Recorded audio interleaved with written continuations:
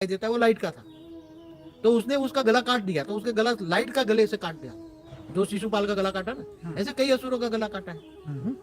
तो वो और फिर संकल्प करेगा, वो गायब आ जाएगा, वायुमंडल से आ जाएगा, वायुमंडल में गायब हो जाएगा। बाबू जी, ऐसी बहुत सारी चीजें हमारे शास्त्रों में बताई, जैसे पुष्पक विमान की बात थी, या आपने जैसे कृष्ण अवतार के अंदर ही बहुत सारी कृष्ण की ही लीलाएं बात बताई कि उन्होंने अपने 16,000 रूप निकाले। हाँ। या आप बात करें रावण की, तो वो तीनों लोक तक ट्रैवल करके जाते थे।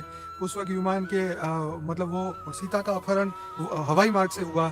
तो ये चीजों को लोग इसको मिथ्या कैसे मान सकते हैं? क्यों ये लोगों को स्टोरी लगती है? देखो, जो आत्मा की मतलब हल्की क्वालिटी की आत्मा है, हम्म, जो इन चीजों को, आत्मा की कैपेसिटी नहीं होने की, समझने की शक्ति नहीं है ना, हम्म, कि सूक्ष्म में भी जैसे सूक्ष्म लोग होते, सूक्ष्म लोग को मानते हैं।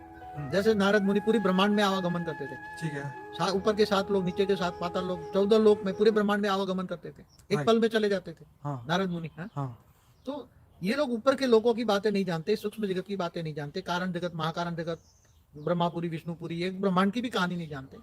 तो वो आत्माएं इतनी माया में फंसी पड़ी है, इसलिए उसको इतनी आत्मा ताकत नहीं है। बाकी तो अब ये जैसे कहते हैं कि गप गोरे लगा दिया हमारे शास्त्रों में, ऐसी बात नहीं है। एक ऋषि मुनि हुए थे कि जिन्होंने बताया कि वो जो असुर थे वो रात को देवताओं को परेशान करते थे, और फिर दिन को वो सागर में छुप जाते थे। तो एक ऋषि मुनि थे, जो नाम भूल गया मैं, मगर ऋषि मुनि ने पूरे सागर को, पानी को ही हप कर लिया। तो कैसे, अरे ये असंभव बातें नहीं है। जो ब्रह्मांड बना थे, अल्प पावर से ब्रह्मांड बना है, तो वो ऋषि मुनि भी हाई क्वालिटी आत्मा थी। तो उसने ये सागर के पानी को वायु में अपनी योग बल की दृष्टि पार डाली, दृष्टि से जल को उसने वायु में रूपांतर किया, और वायु को आकाश में रूपांतर किया, और वायु का एक सेल में परिवर्तन करके अपने अंदर समा लिया। बाबू जी, जैसे आपने हनुमान जी की बात बताई थी कि उन्होंने सूर्य को हप कर हाँ, दिया। तो सूर्य को हप कर दिया। देखो, पहले देखना पड़ेगा हनुमान जी किसका अवतार है। रुद्र होता है। 11वां रुद्र, रुद्र माना शंकर, शंकर किसका अवतार है, शिव शिव का। का। तो शिव और शंकर एक मानते हैं ना। बिल्कुल।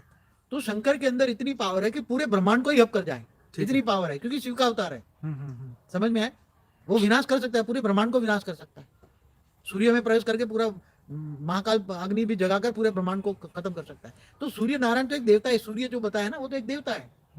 जैसे चंद्र देवता है, ग्रह, शुक्र ग्रह है, बृहस्पति, सारे ग्रह हैं, तो एक सूर्य भी एक ग्रह है। सूर्य नारायण देवता नहीं बनाया था।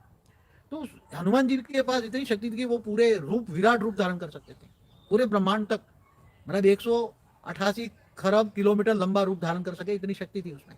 तो सूर्य को तो एक रेज मार के उसको, अग्नि, अगर अग्नि तत्व का है तो अग्नि तत्व को परम अग्नि में एक रेज मार के कन्वर्ट करके उसके अपने मुंह में खा सकते हैं, कोई बड़ी बात नहीं है सब।